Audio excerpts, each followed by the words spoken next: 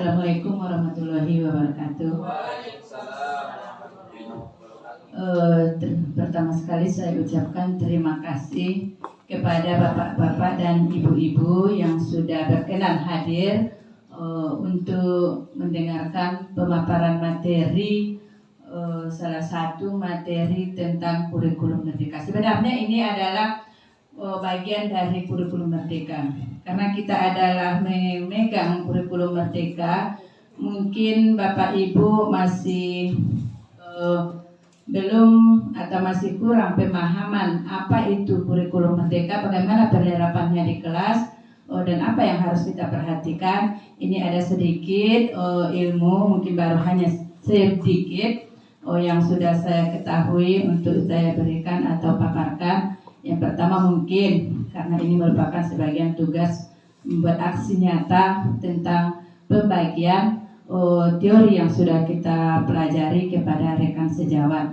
Yang kedua tentunya saya tersentak juga untuk menyampaikan karena saya sebagai wakil kurikulum ada rasanya kewajiban untuk menyampaikan materi ini tentang kurikulum merdeka yang kita emban yang kita laksanakan di sekolah kita ini. Yang mana satu bagian dari penerapan kurikulum itu yaitu ada yang namanya dengan penerapan budaya positif di sekolah kita ini. Jadi apa sih konsep inti dari budaya positif itu? Ada beberapa bagian nanti teori yang akan kita pelajari, yang akan saya sampaikan pemaparannya. Yang pertama adalah perubahan paradigma belajar. Yang dulu kita beranggapan kurikulum 2013 itu cara belajarnya begini. Kemudian kalau yang kurikulum merdeka itulah bagaimana mengubah pandangan kita tentang ilmu baru itu yang mulai dari kurikulum 2013 itu ada sedikit penyempurnaan ke kurikulum merdeka ini. Yang kedua adalah penerapan disiplin positif. Yang ketiga yaitu nilai-nilai kebajikan, kemudian kebutuhan dasar manusia, kemudian motivasi perilaku manusia. Yang berikutnya adalah posisi kontrol guru. Yang berikutnya adalah keyakinan kelas. Dan yang terakhir materinya adalah segitiga restitusi. Untuk itu kita sampaikan, saya buka satu persatu. Nah ini dia. Pembelajaran dengan paradigma baru itu apa sih dia? Yaitu pembelajaran dengan paradigma baru merupakan pembelajaran yang direncanakan berdasarkan prinsip pembelajaran yang berdiferensiasi. Sehingga para peserta didik belajar sesuai dengan kebutuhannya berdasarkan tahapan perkembangan sesuai teori psikologi modern yang mewujudkan profil pelajar Pancasila. Jadi di kurikulum merdeka memang kita harus mewujudkan anak-anak kita itu yaitu profil sesuai dengan profil pelajar Pancasila. Apa sih profil pelajar Pancasila ini? Tidak asing lagi bagi kita. Ada 6 dimensi yang akan kita pahami, yaitu yang pertama adalah beriman bertakwa kepada Tuhan Yang Maha Esa, kemudian berakhlak mulia, kemudian berkebinekaan global, bergotong royong, mandiri, bernalar kritis dan kreatif.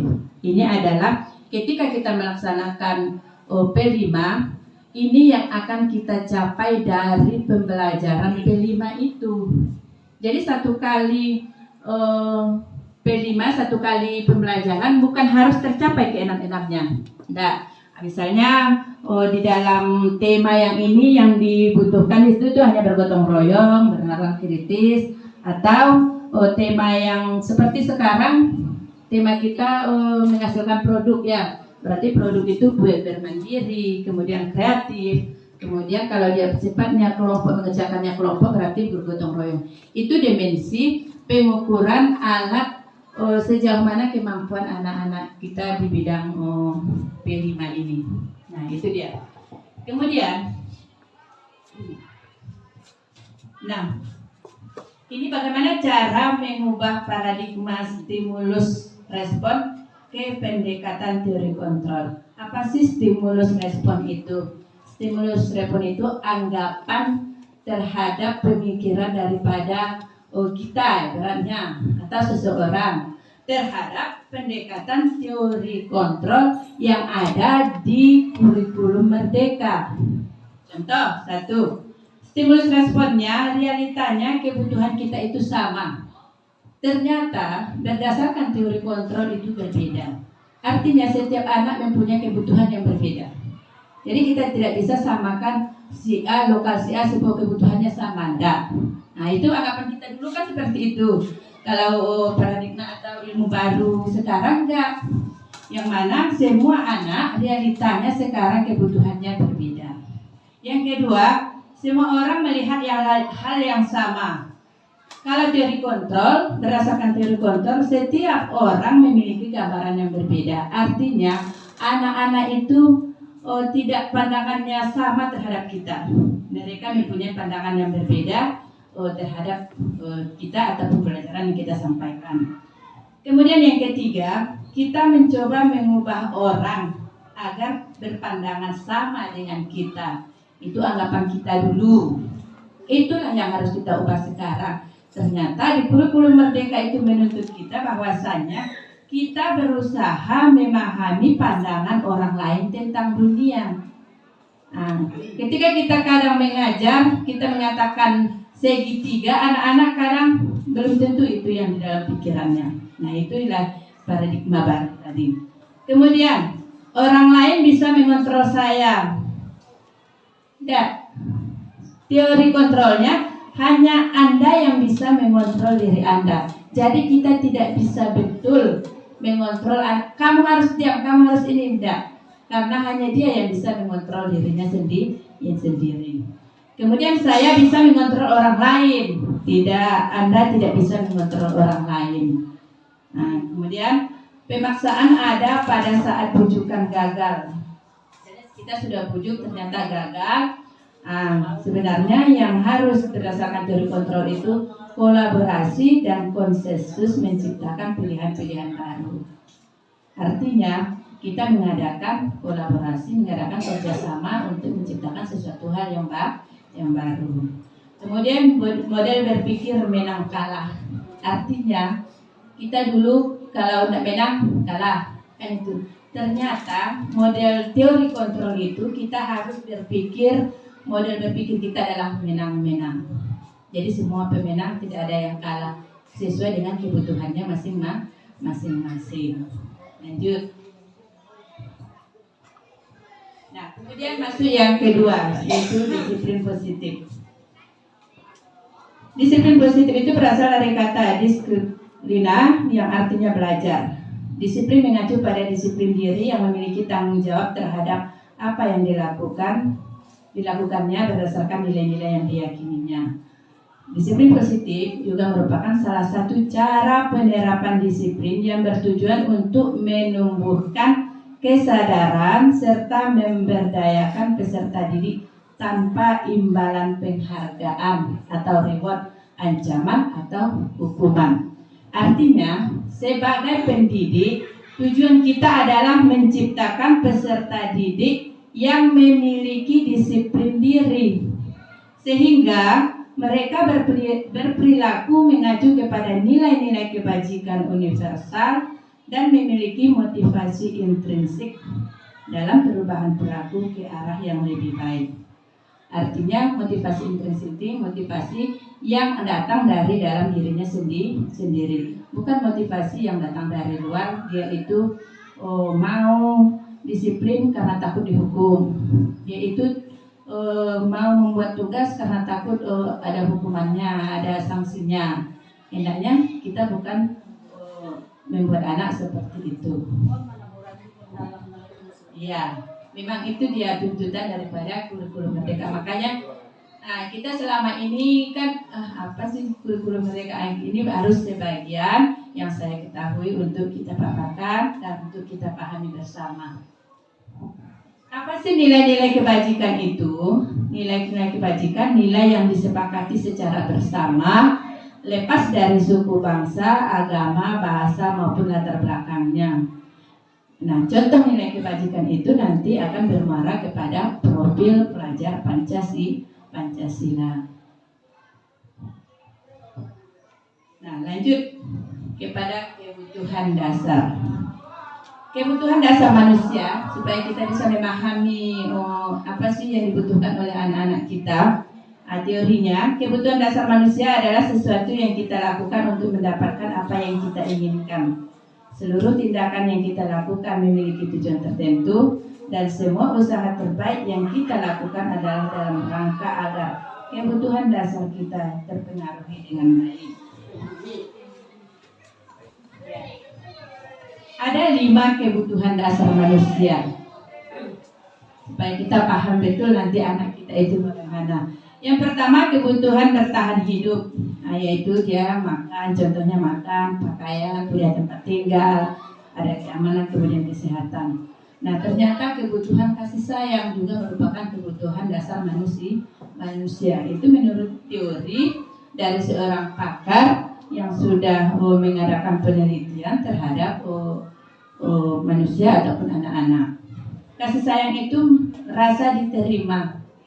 Salah satu contohnya, anak kita itu merasa dia itu diterima di dalam kelas kita, diterima di dalam mapel kita, diperdulikan, berbagi, kerjasama, menjadi bagian dalam kelompok. Ini kadang-kadang ada kan anak-anak kita itu tidak diikutkan di dalam kelompok. Jadi itu kita bisa berusaha untuk bagaimana sih supaya anak itu menjadi bagian dari kelompok itu sendiri. Kemudian rasa penguasaan, kebutuhan penguasaan, yaitu memiliki harga diri. Nah, ini keinginan untuk dianggap. Anak-anak ini memang merasa ingin dianggap, dia itu ada, anggap dia itu bisa, begitu. Kemudian pemimpin berprestasi, diakui dan didengar. Kemudian kebebasan, rasa dasar, kebutuhan dasar manusia berikutnya adalah kebebasan, yaitu mandiri, memiliki pilihan, mencoba hal baru. Ternyata mencoba hal baru itu adalah sebuah kebutuhan dasar, mampu mengendalikan arah dirinya. Kelima, yaitu kesenangan, bermain, humor, antusias, tertawa. Jadi tidak terlalu tegang betul kita di dalam kelas atau bikin.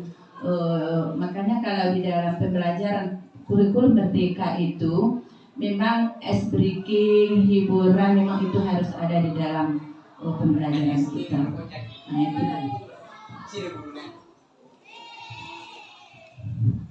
Selanjutnya adalah motivasi perilaku manusia. Apa yang menyebabkan dia berperilaku? Ada 2 motivasinya. Ada motivasi ekstrinsik namanya dan ada motivasi intrinsik. Motivasi ekstrinsik ini adalah motivasi yang datang dari luar diri anak itu sendiri, yakni untuk menghindari ketidaknyamanan atau hukuman. Nah, ini dia tadi, dia membuat PR supaya tidak dihukum. Itu dia membuat dia termotivasi. Jadi bukan karena atas dirinya sendiri. Dia tidak terlambat karena tidak takut masuk kasus. Nah, itu namanya motivasi ekstrinsik. Untuk mendapatkan imbalan atau penghargaan dari orang lain. Siapa yang tidak terlambat nanti saya beri ini. Siapa yang mau dapat saya beri ini. Itu motivasi ekstrinsik namanya. Jadi anak-anak berpikir juara 1 sudah pertahunan hadiah. Itu adalah motivasi ekstrinsik.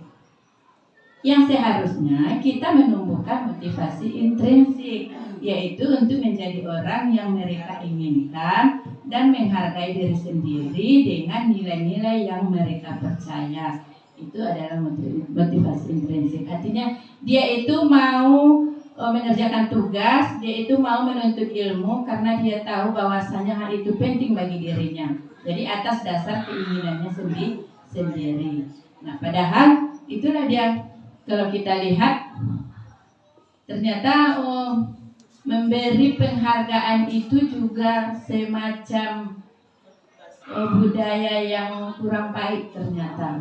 Saya juga baru tahu ketika rukul dengan instruktur kemarin dari pusat. Jadi Pak, biasanya kita kalau juara, pemberian juara atau siapa yang bisa nanti dikasih ini, berarti itu memang berdampak tidak baik terhadap motivasi anak itu sendiri. Dia berpacu ingin mendapatkan itu karena ingin imbalan, ingin penghargaan. Boleh. Oh, kenapa selama ini kan begini-begini? Kita harus beri hadiah terhadap penghasilan kerja anak. Kita harus kasih reward, kan begitu selama ini. Ya boleh kita kasih reward, kita kasih dalam bentuk apresiasi yang tidak menimbulkan sisi negatif bagi orang lain. Pasti itu karena ada dalam diri anak rasa bersaing itu, rasa dia ini begini dapat ini kan begitu di dalam hatinya. Sebenarnya itu dia mengapa memberi penghargaan itu semacam hukuman kepada si anak, bahwasanya kenapa dikatakan demikian? Karena dia itu mau melakukan itu karena ada imbalan. Nah, itu tapi untuk menghilangkan itu kan nggak mungkin. Nah, tapi bisa kita beri dengan apresiasi. Selanjutnya, nah ini dia materi yang berikutnya adalah 5 posisi kontrol guru. Nah, kita juga harus memahami Bapak Ibu, kita itu berada di mana, kita itu harusnya bagaimana. Yang pertama, guru sebagai penghukum. Itu dia gambarnya. Kemudian yang kedua, guru sebagai pembuat merasa bersalah. Yang ketiga, guru sebagai teman. Yang keempat adalah guru sebagai pemantau. Dan yang kelima adalah guru sebagai manajer. Nah, yang penghukumnya kita terangkan dulu satu-satu. Penghukum itu apa sih dia? Nah, ini dia. Seorang penghukum menggunakan hukum fisik maupun verbal. Fisik ini berarti menampar, mencubit. Kalau verbal dengan menggunakan kata-kata yang menyakitkan, kata-kata kasar, kata-kata yang tidak didengar.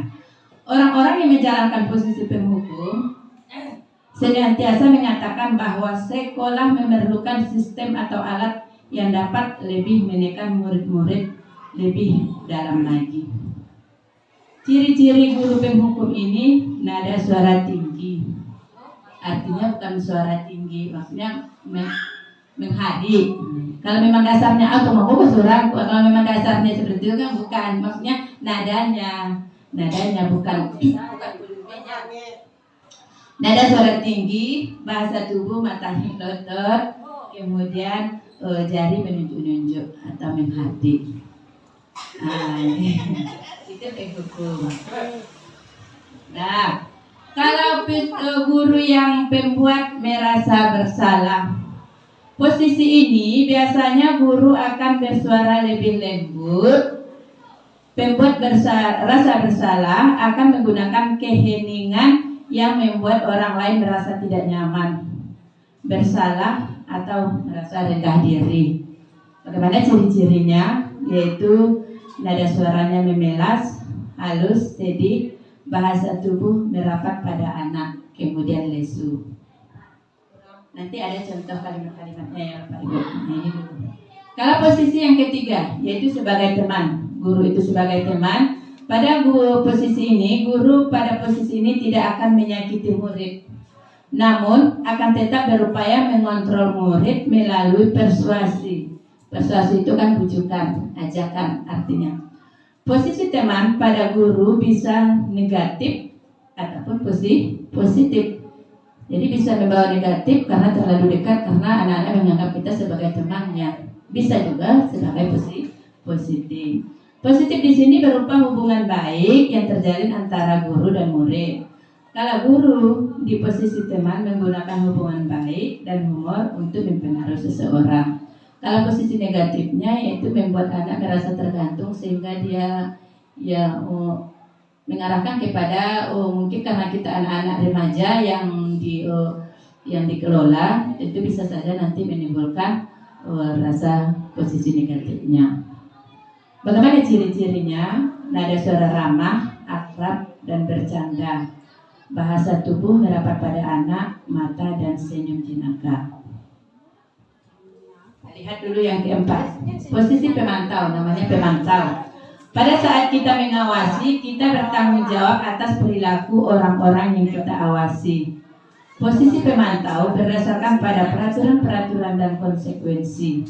Dengan menggunakan sanksi atau konsekuensi, kita dapat memisahkan hubungan pribadi kita dengan murid sebagai seseorang yang menjalankan posisi pemantau. Pada posisi ini, ciri-cirinya nada suara datar, bahasa tubuh yang formal. Terakhir, ini posisi manajer.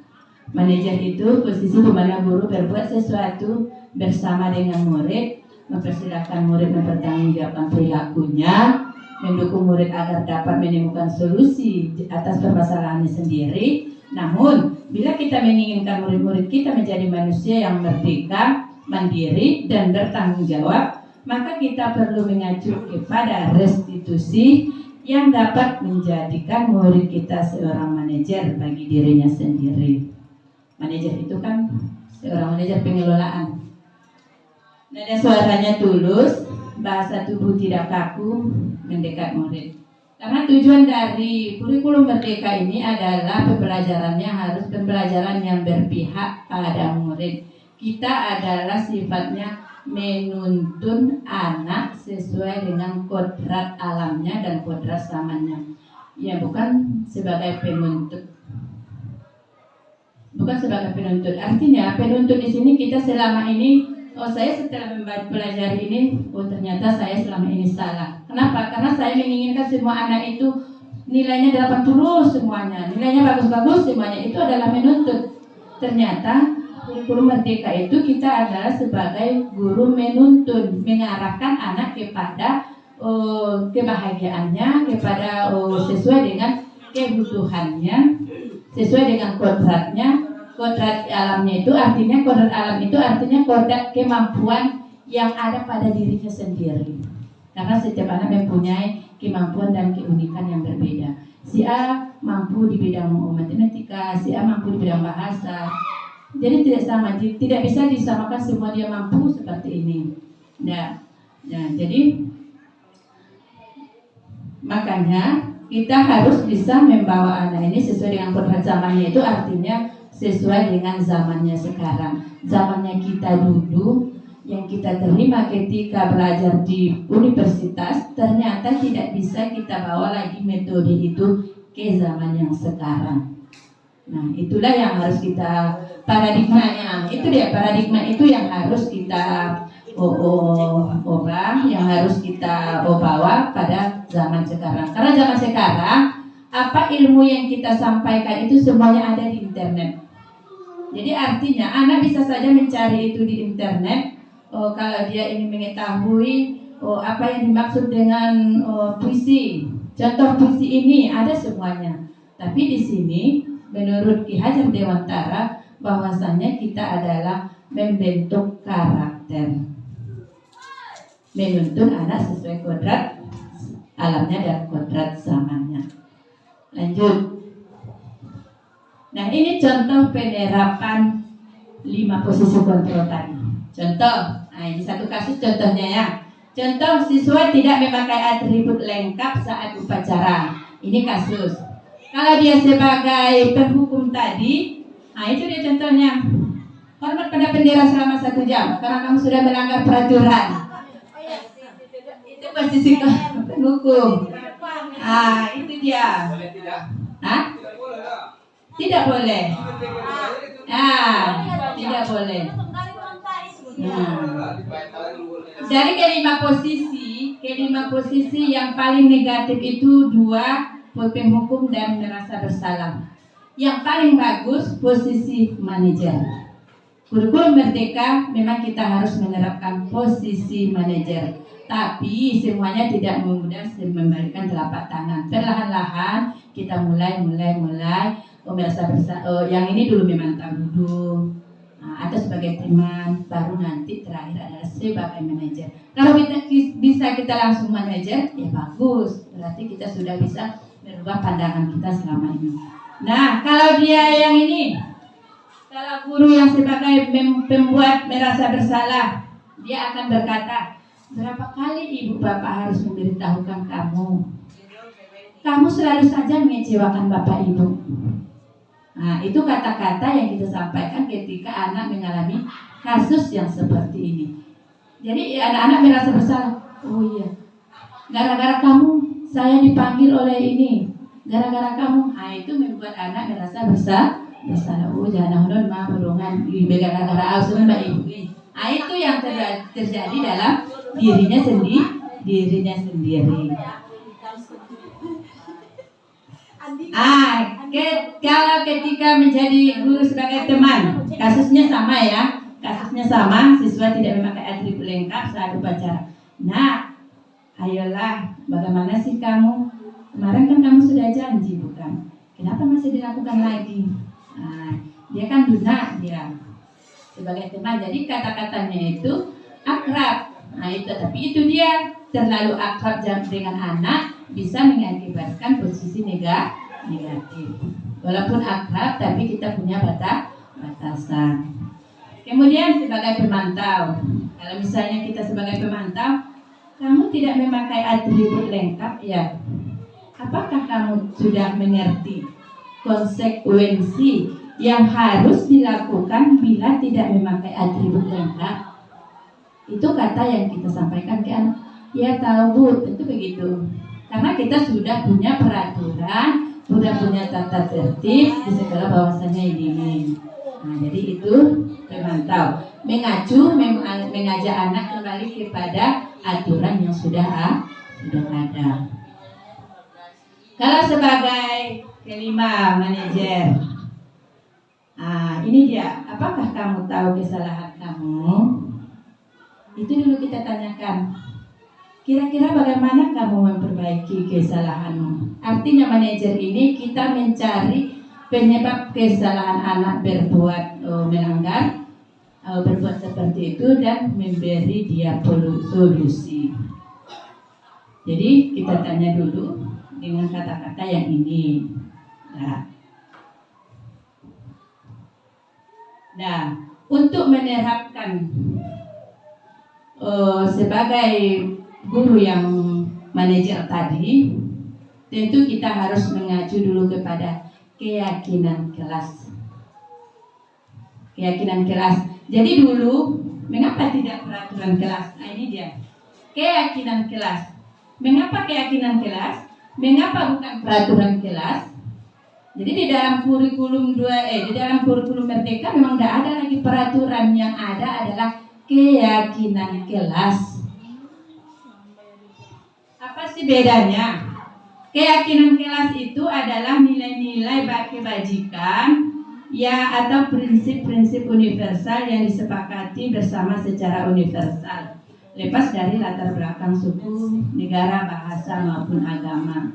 Artinya menurut Gosen bahwasanya suatu keyakinan ini akan lebih memotivasi seseorang dari dalam diri sendiri, dari intrinsiknya.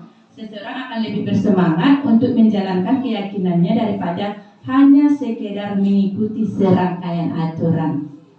Jadi apa beda aturan dengan keyakinan kelas? Kalau aturan itu lebih bersifat otoriter, diputuskan secara sepihak tanpa adanya kesepakatan. Kalau keyakinan kelas itu dia merupakan nilai-nilai kebajikan yang diputuskan secara bersama berdasarkan kesepakatan daripada anak-anak. Artinya sebenarnya kita setiap wali kelas harus membuat keyakinan kelas dalam kelasnya masing-masing. Apa sih contohnya? Misalnya dilarang terlambat. Itu adalah kata aturan. Itu kata aturan. Kata yang memakai kata-kata negatif tidak bisa dijadikan sebuah keyakinan. Keyakinan itu adalah suatu nilai-nilai kebajikan yang mengajak dia untuk yakin bahwasanya ini dia yang harus saya penuhi. Nah, contohnya masuk tepat waktu. Nah, itu keyakinan. Masuk 7.30 keyakinan. Tapi jangan terlambat. Nah, itu peraturan. Nah, nanti ada contoh-contoh katanya ada kalau Bapak Ibu. Sebenarnya kita memang harus membuat ini dulu. Supaya apa? Supaya bisa kita menerapkan posisi manajer tadi. menerapkan posisi manajer tadi. Bagaimana cara membentuk keyakinan kelas?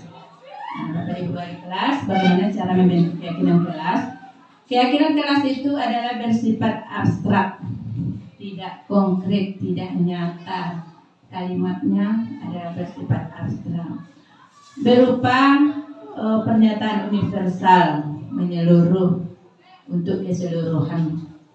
Kemudian sedikit dibuat dalam pernyataan pasif positif ini, buat dalam pernyataan positif dan pasif positif, kata-kata yang membuat mereka bersemangat. Jadi bukan dilarang terlambat, dilarang datang pada pukul sekian, tidak boleh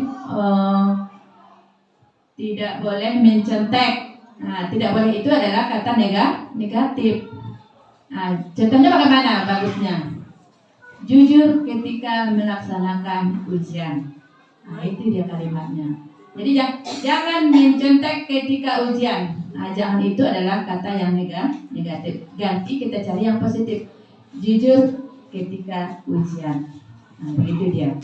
Kemudian sesuai dengan kondisi kelas dan sekolah sehingga mudah diterapkan. Kita sesuaikan dengan kelas kita, sesuaikan dengan kesepakatan kita sesuaikan dengan keyakinan anak-anak.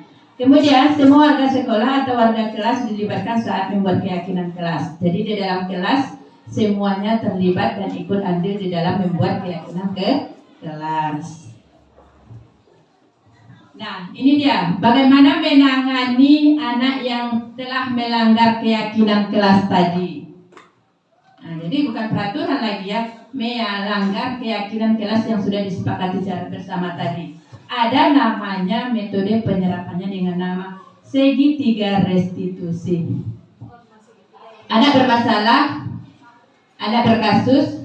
Apa penerapannya? Yaitu dengan penerapan namanya di kurikulum Merdeka memang harus ini diterapkan Bapak Ibu, yaitu namanya segitiga restitusi. Apa sih segitiga restitusi itu? Yaitu suatu proses dialog tanya jawab yang dijalankan oleh guru, baik guru mapel, baik wali kelas, baik BK,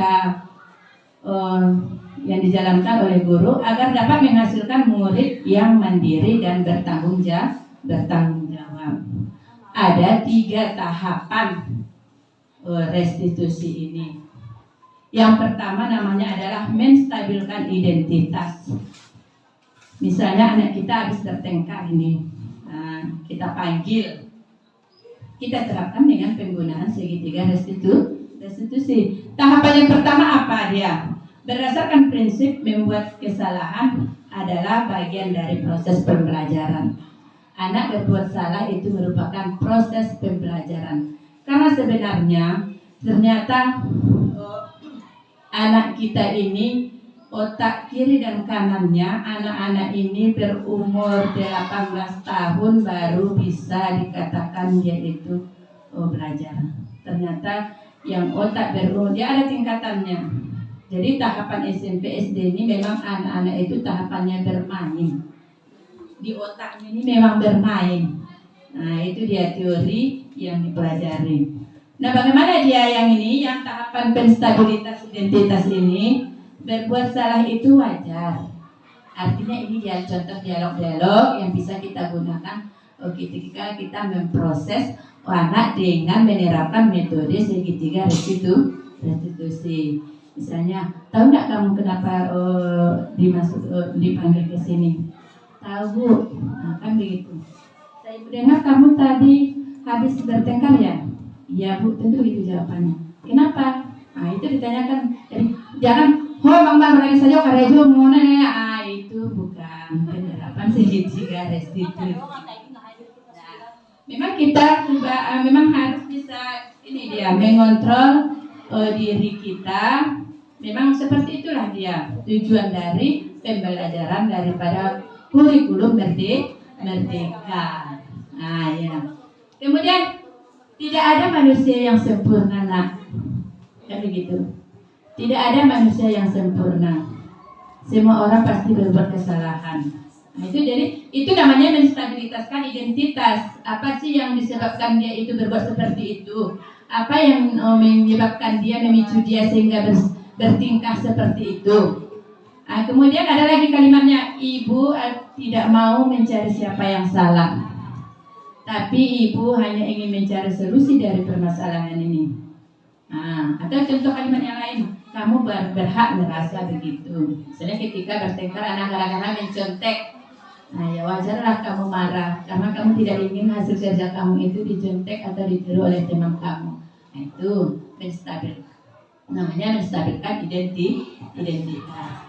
Tahap yang kedua namanya validasi tindakan yang salah. Valid, membenarkan tindakan yang salah dengan tujuan tertentu. Bukan kita setuju dengan perbuatannya yang salah itu, bukan.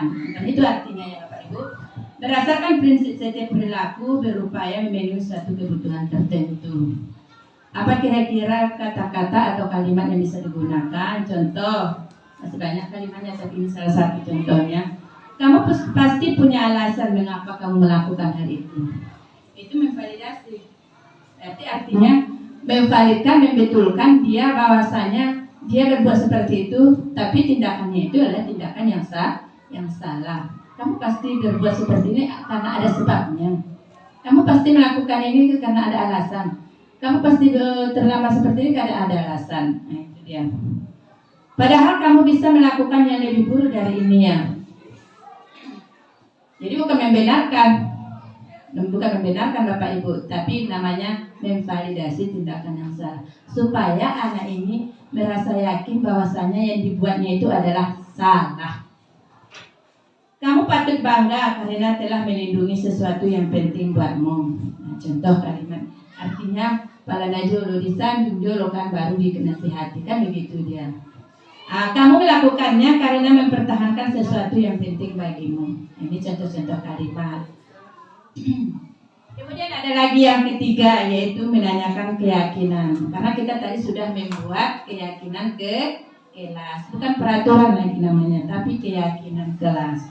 Nah, berdasarkan prinsip teori kontrol, bahwa pada dasarnya kita termotivasi secara intrinsik. Kita tidak terlambat itu karena bukan takut dihukum, tapi anak-anak itu terlambat karena dirinya sendiri merasa bahwasanya dia nilai kebajikan, disiplin itu tertanam dalam dirinya sendiri. Nah, itu dia maksudnya nilai-nilai kebajikan. Kemudian apa kata-katanya, apa kalimatnya, apa keyakinan kelas kita? Tadi yang kedua kan sudah kita tanyakan. Apa yang kamu sampaikan tadi, berdasarkan alasan yang kamu sampaikan tadi, apakah kamu merasa sudah sesuai dengan keyakinan kelas kita? Nah, itu dia menyambungnya kan begitu. Apakah sudah kita tanyakan perbuatannya itu sudah sesuai dengan keyakinan kelas kita atau tidak? Atau nilai-nilai apa yang telah disepakati bersama? Apa kira-kira nilai yang kamu langgar terhadap keyakinan kelas kita? Kalau dia misalnya tadi bertengkar, tidak menghargai teman Bu, nah, dia tahu karena kita sudah buat terlebih dahulu di dalam kelas tentang keyakinan kelas. Kemudian seperti apa gambaran sebuah kelas yang ideal menurut kamu? Ini misalnya anak ribut, ini kita sudah bersusah payah dengan anak ribut. Nah, keyakinan apa kira-kira? Seperti apa gambaran sebuah kelas yang ideal menurut kamu? Nah, kemudian kamu ingin menjadi orang seperti apa? Kita tanyakan untuk meyakinkan bahwasanya apa yang diperbuatnya itu merupakan suatu yang melanggar nilai kebajikan yang sudah ada kita buat, yang sudah kita sepakati di dalam keyakinan kelas tadi. Nah, ini bagian ternyata sudah habis. Nah, itu dia tadi Bapak Ibu, hanya sebagian dari penerapan kurikulum merdeka itu yang saya sampaikan. Semua teori yang ini sebenarnya sudah ada di PNM. Ketika kita membuka PNM, membuka video, di dalam video itu semuanya sudah terjawab ini. Sudah ada ini semuanya. Jadi Bapak Ibu, kalau kita memang ingin memahami kurikulum merdeka itu, memang kita harus punya ingin mencarinya. Salah satu yang dekat dengan diri kita yaitu lihatlah di PMM. Nah, ini salah satu pemaparan yang saya sampaikan tentang sebagian dari kurikulum merdeka. Penerapan terhadap kurikulum merdeka yang sudah kita jalani menjelang 2 tahun ini. Dan demikian yang dapat saya sampaikan. Ada pertanyaan, kalau ada tanggapan silakan Bapak Ibu. Kalau nanti dapat saya jawab. Kalau enggak nanti berutang. Oke. Silakan mendapat. Berarti yang diaktifkan di sini semata-mata anak ya, yang diaktifkannya berarti kita sebagai pemantau ya Guru dari kelima itu yang bagus sebagai manajer, bukan pemantau, manajer. Setidak-tidaknya, sekurang-kurangnya jadilah pemantau. Jangan jadi penghukum atau pemerasa bersalah. Itu yang negatif. Jadi kan ada 5 dia. Seharusnya Ibu tanyakan, apa alasan kamu berbuat seperti itu? Kira-kira seperti itu bagus tidak? Itu dia. Jadi kira-kira yang kamu kerjakan itu, yang kamu lakukan itu bagus tidak? Sesuai tidak dengan apa yang selama ini kita pelajari? Apa yang selama ini yang sudah kita laksanakan? Itu dia. Nah, ada lagi? Pak. Boleh, Pak Elang. Terima kasih kepada Ibu Apri yang telah memberikan saya sedikit waktu. Kalau saya dari semua pemateri tadi, sebenarnya kalau menurut saya terjadi kontradiksi dengan fakta yang terjadi di lapangan. Pertama, tentu saya ambil, sebenarnya banyak yang ingin saya tanyakan, tapi saya ambil dari keyakinan kelas. Karena intinya sebuah kelas itu, adanya proses PBS itu berdasarkan keyakinan kelas ataupun kesepakatan kelas yang dibuat dengan anak. Contohnya, saya wali kelas membuat kesepakatan dengan anak, tentu anak bebas membuat sesuai dengan keinginannya karena setiap anak berbeda. Maka diambil satu kesepakatan nantinya yang akan dibuat di kelas. Contohnya saja, anak itu senang kepada PJOK, tetapi dia tidak senang kepada mayoritas di lokal itu. 90% tidak senang kepada mapel bahasa Inggris. Contohnya, apakah itu kita ikuti berdasarkan keyakinan yang dimiliki atau kesepakatan yang kita lakukan dengan anak? Itu pertanyaan bagi saya. Yang kedua yang ditanyakan mengenai teori kebutuhan. Itu menurut kebutuhan maksud tadi ya dari itu ya. Saya sering yang kita lihat di lapangan, kebutuhan yang pertama kebutuhan pokok. Itu yang paling intinya. Banyak sekarang anak yang tidak memenuhi kebutuhan pokoknya di pagi hari. Sementara yang dibuat kesepakatan yang saya lihat itu tidak pernah dilibatkan orang tua. Selalu anak, wali kelas, guru, dan pokoknya semua yang ada di sekolah. Sementara menurut saya kebutuhan pokok itu kuncinya adalah orang tua. Memang seperti itu. Nah, mungkin itu saja dulu. Terima kasih. Saya coba dulu jawab yang pertama dulu ya Bu Anang. Yang pertama tadi tentang keyakinan kelas, bahwasanya anak senang dengan PJOK. Ternyata senang. Nah, dalam keyakinan kelas maksudnya di sini adalah semacam keyakinan kelas yang makanya ini dia dibuat yang universal, bukan yang sifatnya spesifik. Dibuat dia kalimat itu yang sifatnya universal, bukan terkhusus untuk PJOK, bukan terkhusus untuk guru mapel ini, bukan terkhusus, bukan. Yang sifatnya universal yang di dalamnya mengandung nilai-nilai kebajikan, nilai-nilai kebaikan, nilai-nilai positif yang bisa. Jadi walaupun kita bersepakat dengan anak, kita juga punya ini batas kontrol, enggak kita lepas anak begitu saja. Enggak. Jadi harus punya ada apa namanya ini? Kesesuaian antara si wali kelas dengan si anak. Dan apa yang dibuat, keyakinan kelas yang dibuat ini sifatnya adalah yang universal, yang menyeluruh, yang bisa digunakan oleh semua kelas. Bukan untuk khusus satu anak, tapi makanya ambillah satu yang bersifat keseluruhan. Nah itu dia. Baiklah Bapak Ibu, terima kasih atas waktu yang sudah diberikan. Mudah-mudahan apa yang saya sampaikan ini ada manfaatnya bagi kita semua, tentu demi kemajuan sekolah kita. Dan di sini di dalam penerapan disiplin ini hendaknya kita memiliki standar kepribadian, standar profesional dan sosial yang baik, di mana guru hendaknya mampu merefleksi diri. Nah, ini dia, mampu merefleksi diri kita dalam posisi kontrol kita saat ini. Bagaimana perjalanan diri kita adalah sebagai among. Sebagai among itu adalah sebagai manajer. Sebagai manajer yang tujuannya adalah menuntun anak-anak kita menjadi insan yang mandiri dan bertanggung jawab. Itu adalah tujuan dari standar pendidikan nasional. Mudah-mudahan apa yang saya sampaikan ini banyak sedikit menambah pengetahuan kita semua.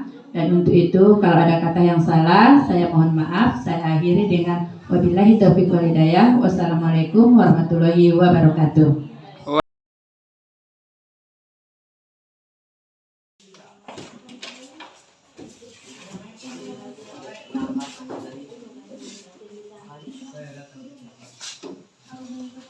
Ya, silakan tulis keyakinan keras menurut kalian yang perlu untuk kita cantumkan di kelas kita ini. Ditulis di kertas stick note, ya, bukan stick note namanya. Di kertas stick note, kemudian tampilkan dan tempel di depan di kertas yang sudah di.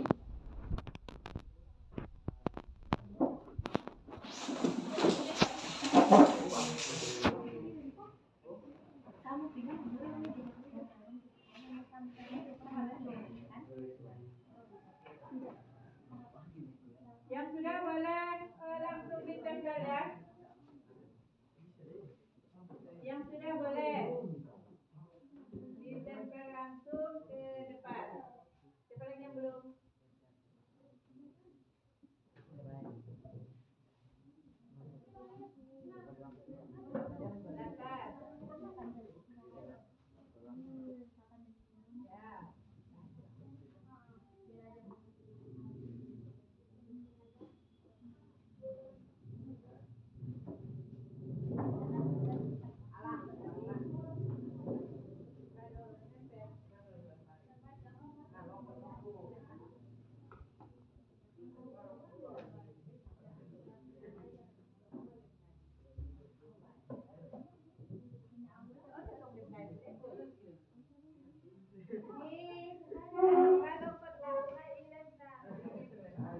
Waalaikumsalam Pak.